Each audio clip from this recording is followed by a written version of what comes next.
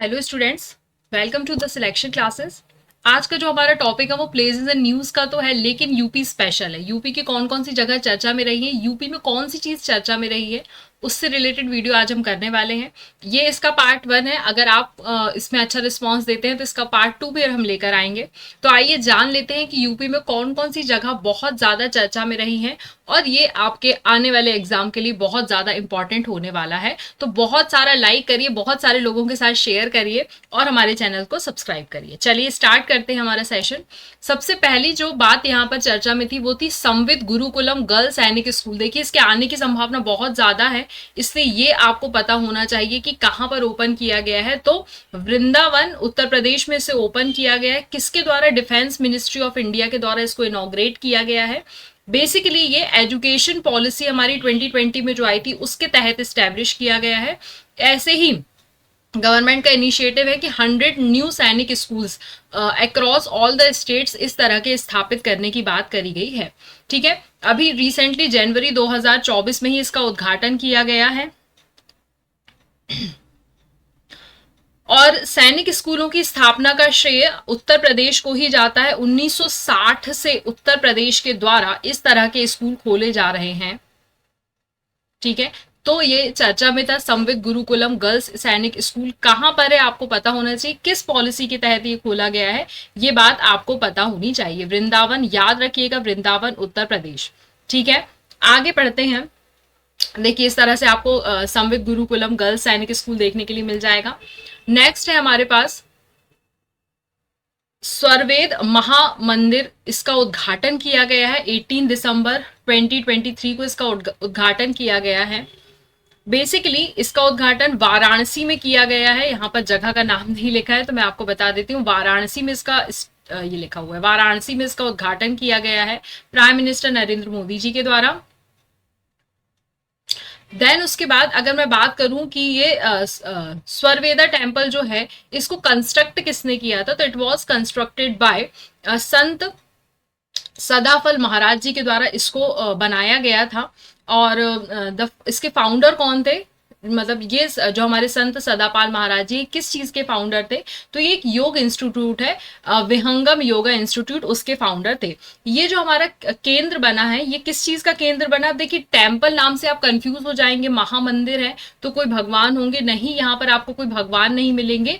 ये योग साधना के लिए बनाया गया मंदिर है। ठीक है ना, वर्ल्ड लार्जेस्ट मेडिटेशन सेंटर है, विश्व का सबसे बड़ा ध्यान केंद्र, विश्व का सबसे बड़ा ध्यान केंद्र ये बना है। ठीक है, ये आपको पता होनी चाहिए। यहाँ पर बहुत सारे ग्रंथ भी आपको मिलेंगे, उनके चित्र उकेरे हुए हैं। यहाँ पर आपको सर्वेद महामंदिर की ऊंचाई की अगर मैं बात करूं तो 180 फीट इसकी ऊंचाई आपको देखने के लिए मिल जाएगी। इसकी जो संगमरमर की दीवारों से ये बना हुआ है ताकि ध्यान लगे हर चीज में आपको, है ना। विहंगम योग के जो संस्थापक है सदाफल देव जी, उनके द्वारा बनाया गया मंदिर है। तो ये इसके बारे में कुछ फैक्ट्स हैं जो कि आप लोगों को पता होना चाहिए। चलिए आगे बढ़ते हैं।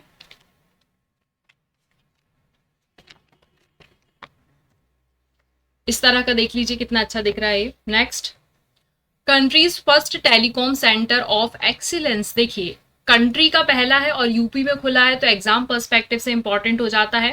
पहला दूर संचार उत्कृष्टता केंद्र अगर लिखकर आ गया, पहला दूर संचार उत्कृष्टता केंद्र अगर ये लिखकर आ गया तो आपको पता होना चाहिए किसकी बात हो रही है। ठीक है, तो ये कहां पर स्थापित किया गया है? सहारनपुर में इसको एस्टैब्लिश किया गया है। सहारनपुर, उत्तर प्रदेश के सहारनपुर में इसको एस्टैब्लिश किया गया है। देश का पहला ऐसा केंद्र है। आईआईटी रुड़की जो है उसकी सहायता से इसको बनाया गया। बेसिकली आर्टिफिशियल इंटेलिजेंस के लिए ही बनाया गया है। यहाँ पर 5G और 6G तक की कनेक्टिविटी आपको देखने के लिए मिल जाएगी। बेसिकली एक रिसर्च स्टेशन जैसा ये काम करेगा। यहाँ पर हम कुछ वायरलेस कम्युनिकेशन के बारे में लोग रिसर्च करेंगे, 5G नेटवर्क के बारे में रिसर्च करेंगे, AI के बारे में रिसर्च करेंगे। तो ये सारी चीजों के कारण ये चर्चा में है। साइंस एंड टेक के पर्सपेक्टिव से भी बहुत इंपॉर्टेंट है, इसीलिए आपको पता होना चाहिए। इस तरह का ये कुछ देखने के लिए मिलेगा आपको। नेक्स्ट, जीआई टैग, देखिए अब देखिए मैं बता रही हूँ ना आपको, जीआई टैग जो है ज्योग्राफिकल इंडिकेशन टैग, इससे एक क्वेश्चन हमेशा बनता है और यूपी ओरिएंटेड हम लेकर आए हैं ताकि आपको यूपी में कौन कौन सी चीजों को जीआई टैग मिला आपको पता होना चाहिए। ठीक है, किसी सर्टेन प्रोडक्ट को दिया जाता है जो स्पेसिफिक लोकेशन में बहुत ज्यादा कह रहे जी वहां की कुछ विशेषता को प्रदर्शित करता है, उस तरह की चीजों को जीआई टैग दिया जाता है। तो उत्तर प्रदेश आपको पता ही है उसके में कल्चरल हेरिटेज बहुत ज्यादा है, तो यहाँ पर अलग अलग जीआई टैग्स दिए गए हैं। तो हम बात कर लेते हैं किस किस चीज को मिले हुए हैं।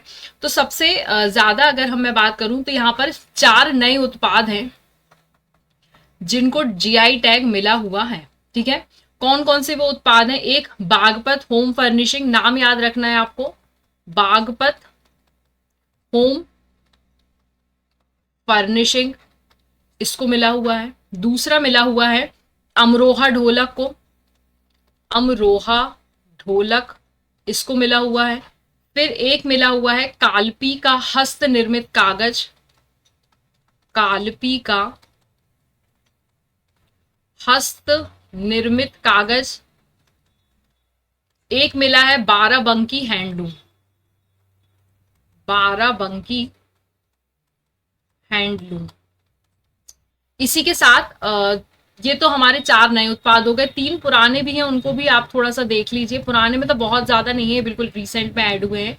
एक महोबा गौरा पत्थर, महोबा गौरा पत्थर, ठीक है, इसको मिला हुआ है। ये वाइट कलर का स्टोन होता है। फिर एक मेनपुरी तशकारी को मिला हुआ है, मेनपुरी तरकारी, इसको मिला हुआ है। और एक सांभल सींग से बनता है जो, उसको मिला हुआ है सांभल सींग, जो जानवर मर जाते हैं उनके सींग से फिर कुछ डिजाइनदार चीजें बनाई जाती है। तो ये चीजें आपको पता होना चाहिए कि यूपी की कौन कौन सी चीजें चर्चा में रही हैं। अब देखिए यूपी ये जीआई टैग प्राप्त करने में 2nd नंबर पर रहा है। 1st नंबर पर कौन सी ऐसी स्टेट है जिसको सबसे ज्यादा जीआई टैग मिले हैं? तो तमिलनाडु, इसका नाम भी याद रखेंगे, तमिलनाडु 1st नंबर पर है जिसको सबसे ज्यादा जीआई टैग मिले हुए हैं। ठीक है, अगर मैं बागपत होम फर्निशिंग की बात करूंगी तो चादरें, गद्दे, तौलिए आदि तैयार किए जाते हैं इसके। अमरोहा ढोलक जो है ये वाद्य यंत्र है एक यहाँ का, तो वाद्य यंत्र हमेशा पूछे जाते हैं भाई, इसलिए आप लोगों को पता होना चाहिए। और इनको बजाने वाला कोई लोकल व्यक्ति है तो उसका नाम भी आप लोग साथ ही साथ पढ़ते चले। कालपी का हस्त निर्मित कागज, ये कहना चाहिए कपड़े से हस्त बनाया गया कागज होता है, इसलिए बहुत ज्यादा इंपॉर्टेंस रखता है। और बाराबंकी हैंडलूम जो होता है ये कहीं ना कहीं कपड़ा बनाने के लिए इस्तेमाल किया जाता है। ठीक है,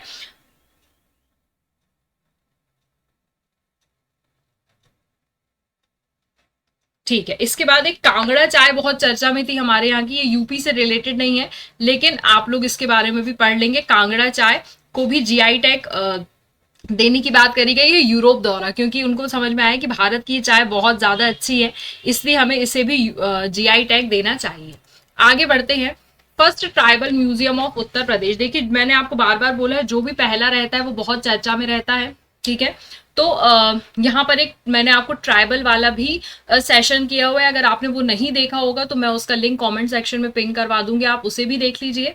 तो यहाँ पर एक थारू ट्राइबल ग्रुप रहता है जिसके लिए ये कहना चाहिए ट्राइबल म्यूजियम यूजुअली बनाया गया है। ठीक है, गवर्नमेंट ऑफ उत्तर प्रदेश के द्वारा, इमलिया कोदर भी बोला जाता है और बलरामपुर डिस्ट्रिक्ट में आपको देखने के लिए मिल जाएगा। 3rd largest tribal group of Uttar Pradesh कौन सा है? Tharu tribal group. ये हमेशा दीपावली सेलिब्रेट करते हैं, एक फेस्टिवल होता है इनका बजहार, जो थारू ट्राइब सेलिब्रेट करती है। ठीक है, तो यहाँ पर इनमें आपको पता होना चाहिए कि एक प्रिवेलेंट है रिवेंज मैरिज, तो ये रिवेंज मैरिज भी अभी चर्चा में थी, तो आपको ये भी पता होना चाहिए। और पहला ट्राइबल म्यूजियम है उत्तर प्रदेश का, तो कहाँ स्थापित किया गया? बलरामपुर में स्थापित किया गया है, ये आपको याद होना चाहिए। इसी के अतिरिक्त स्वीकृति मिली है मिर्जापुर, सोनभद्र और महाराजगंज जिले में भी अब ट्राइबल म्यूजियम्स की स्थापना होगी। ठीक है, आगे बात करते हैं। ये देखिए इस तरह से आपको ट्राइबल म्यूजियम देखने के लिए मिल जाएगा। वैसे अगर आप लोग ट्राइबल म्यूजियम घूमे नहीं है तो एक बार घूमिए, वहां पर बहुत यूनिक चीजें आप लोगों को देखने के लिए मिल जाती हैं। बहुत हमारा रिच कल्चर के बारे में आपको पता चलता है, कैसा हेरिटेज रहा है और कौन कौन सी चीजें रही हैं। आगे बात करते हैं खेलो इंडिया यूनिवर्सिटी गेम, बहुत इंपॉर्टेंट टॉपिक है। यूपी में इस बार आयोजित किया गया, इसका 3rd एडिशन, इसलिए आपको पता होना चाहिए। ठीक है, एवरीथिंग जो इसके बारे में आपको पता होना चाहिए वो मैं आपको यहाँ पे बताऊंगी। लखनऊ में आयोजित किया गया है, ये सबसे पहले आपको पता होना चाहिए। ये इसका जो मैस्केट रहा है, कौन रहा है, तो ये आपको पता होना चाहिए, जीतू। ठीक है, जीतू मैस्केट रहा है, जो कि क्या है, बारहसिंगा है, स्टेट एनिमल ऑफ उत्तर प्रदेश, उसे यहाँ पर मैस्केट बनाया गया है। इसका फर्स्ट एडिशन कहां पर हुआ था, उड़ीसा में हुआ था 2020 में, और सेकेंड एडिशन जो हुआ था वो बैंगलोर कर्नाटका में हुआ था 2022 में। ठीक है, 21 में होना था बट कोविड के कारण क्या हुआ, उसको 22 में कर दिया गया, तो ये आप लोगों को याद रखना चाहिए। आगे बात करते हैं, मल्टी प्रोडक्ट पेंट फैक्ट्री, ये बहुत ज्यादा चर्चा में रही है। एक बहुत इंडिया की लार्जेस्ट मैन्युफैक्चरिंग यूनिट है, वो यहाँ पर खोली गई है हरदोई उत्तर प्रदेश में। ये आपको पता होना चाहिए, कौन सी कंपनी ने खोली है, बर्जर ने, तो ये याद रखना है आपको, बर्जर के द्वारा इसको खोला गया हुआ है और रिसेंटली इसका उद्घाटन किया गया है हरदोई में। ठीक है, ये आप लोगों को ध्यान होना चाहिए। मल्टी प्रोडक्ट पेंट फैक्ट्री बहुत बड़ी है और एशिया की सबसे बड़ी है, ये याद रखेंगे, एशिया की सबसे बड़ी है, इसलिए इंपॉर्टेंट हो जाती है। आगे बढ़ते हैं, इस तरह से आपको दिख जाएगी। ट्रांसकन 2023, ये भी चर्चा में था बहुत ज्यादा। बेसिकली हुआ क्या है, ट्रांसकॉन 48th कॉन्फ्रेंस हुई है Indian society and blood transfusion immunology की, कहां पर हुई है, लखनऊ में आयोजित की गई है। तो यहां पर ये देखा जा रहा है कि इसका शुभारंभ यहाँ पर किया गया और इसमें ये बोला गया है कि कहना चाहिए ब्लड ट्रांसफ्यूजन से कौन कौन सी दिक्कतें आती हैं उनके बारे में थोड़ा बहुत, और इम्यूनोलॉजी के बारे में पता लगाने के लिए यहाँ पर इसका गठन किया गया है और यहाँ पर इसका शुभारंभ किया गया है। और यहाँ पर इस समय पर आपको पता होगा यूपी में बंदरों का आतंक बहुत ज्यादा है, तो उसकी रोकथाम के लिए वानर वन करके एक योजना बनाई गई है, जिसके तहत यहाँ पर बंदरों को पकड़ने की बात करी गई है। तो उसी के तहत यहाँ पर इस चीज का शुभारंभ किया गया है। तो ट्रांसकॉन अगर पूछ लिया जाए तो आपको पता होना चाहिए किससे रिलेटेड है। 48th एनुअल कॉन्फ्रेंस थी, ये भी याद रखना चाहिए, कभी अगर पूछ लिया जाए कि कौन से नंबर की कॉन्फ्रेंस थी तो आपको पता होना चाहिए। ठीक है, तो यहां तक हमारे बहुत हद तक हमने चीजें कवर कर ली हैं, जो भी बचा हुआ है वो हम सेकंड इसके पार्ट में लेकर आएंगे और बहुत सारा इसको आप लोग शेयर करती जाइए अपने दोस्तों के साथ, ताकि हम इस तरह के और इनिशिएटिव्स आपके लिए लेकर आते रहें। हमने ट्राइब्स इन न्यूज का भी एक करा हुआ है, उसको ध्यान से देखिएगा, वो बहुत इंपॉर्टेंट है। ऐसे ही इंपॉर्टेंट चीजें आपके एग्जाम पर्सपेक्टिव से हम लेकर आते रहेंगे, क्योंकि the countdown is begins and अब आपके पास समय कम बचा हुआ है। तो ऑल द बेस्ट, तैयारी करते चलिए और देखते हैं कि आप यूपीपीएससी में अपनी जगह सुनिश्चित कर पाते हैं कि नहीं। Thank you so much.